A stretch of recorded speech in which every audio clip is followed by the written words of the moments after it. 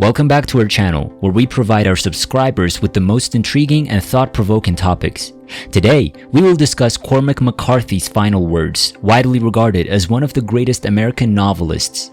In this video, we'll look into the theories about his final moments. One of American literature's extraordinary authors, Cormac McCarthy, died on Tuesday at his home in Santa Fe, New Mexico from regular causes. He was 89. His publisher confirmed his death in a statement.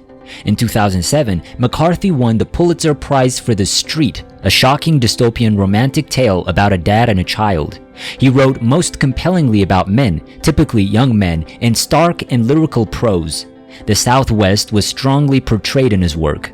McCarthy was, if not our greatest novelist, certainly our greatest stylist, asserts J.T. Barbaries, a professor of writing and English at Rutgers University. The obsession with evil's origin and history simultaneously.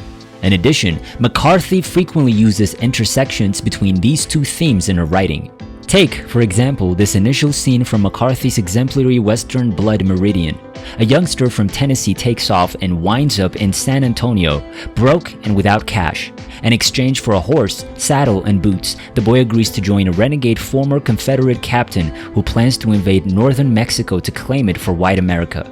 That evening, the young man goes to a local cantina with two new friends. They run into an elderly Mennonite there, and he gives them dire advice about how their adventure in Mexico will fail. McCarthy wrote the following brutal and poetic message. They continued to drink as the wind blew in the roads and the stars that had been above hid in the west. These young men encountered opposition from others, and words were exchanged that could not be corrected. At first light, the child and the subsequent corporal bowed over Duke, a Missourian, and they mentioned his name, but he would never respond. In the dust of the courtyard, he was lying on his side. The men and women had all vanished. An old man swept the clay floor of the cantina. No one realized who had broken the kid's skull and left him lying in a pool of blood. In the yard, a third one made an appearance to go along with them. The group was Mennonite. There was warm wind and a gray light to the east. The birds on the grapevines had begun to move and start calling. On the way to the tavern, the Mennonites say, "There's no greater joy."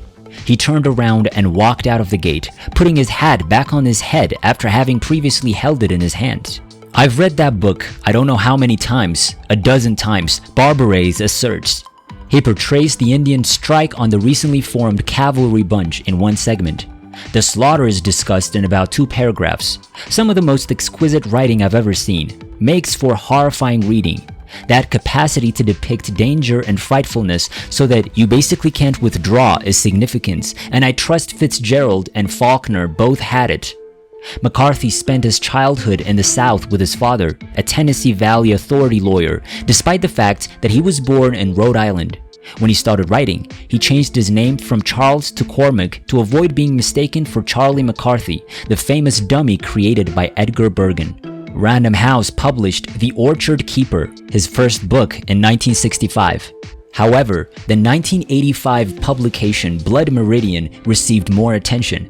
After that, in 1992, McCarthy became famous for his coming-of-age novel All the Pretty Horses, which won the National Book Award and was the first book in his Border trilogy.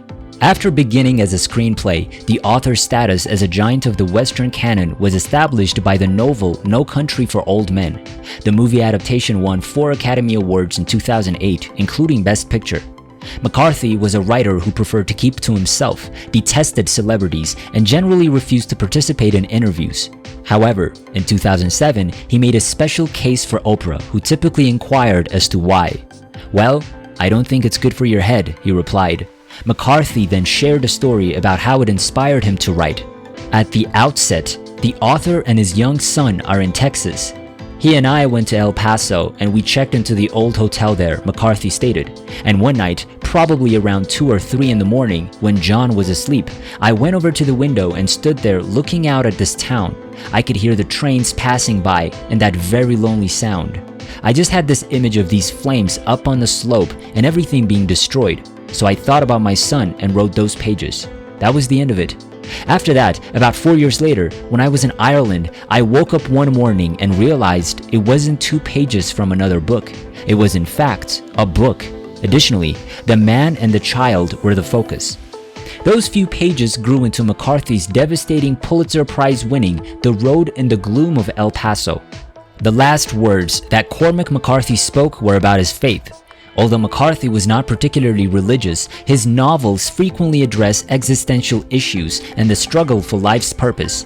His novel, The Road, which won him the Pulitzer Prize, is a stark and gloomy portrayal of a post-apocalyptic world in which the characters struggle with the lack of faith in a higher power. McCarthy's final words were of this otherworldly convictions. Some people think that he might have shown that he had a new or renewed faith in a higher power, or that he felt peace and acceptance. Some people think that his last words might have been a reflection of his existentialist beliefs, showing that he understood that life has no purpose. Another hypothesis encompassing Cormac McCarthy's last words includes his adoration for composing and narrating. McCarthy was devoted to his work and was known to write alone for long hours. He once broadly expressed that he composes on the grounds that he needs to know how the story closes. Some people think McCarthy could have given aspiring writers a final piece of writing advice or shared an unfinished story with the people there. Alternately, some people believe that his final words may have echoed his words from a previous interview in which he compared writing to weaving a piece of cloth, like a piece of pre-Columbian folk art with intricate patterns, and it's like how the threads come through and make this beautiful pattern. This great American novelist's life and mind are revealed by the theories that surround him. His work and heritage will keep on moving ages of pursuers and authors, while his cryptic character and hermetic nature will keep his persona alive to the indefinite future. Much thanks to you for going along with us for this interesting conversation. We want to believe that you found this video instructive and intriguing. Make sure to subscribe to our channel and like, comment, and subscribe for more exciting content.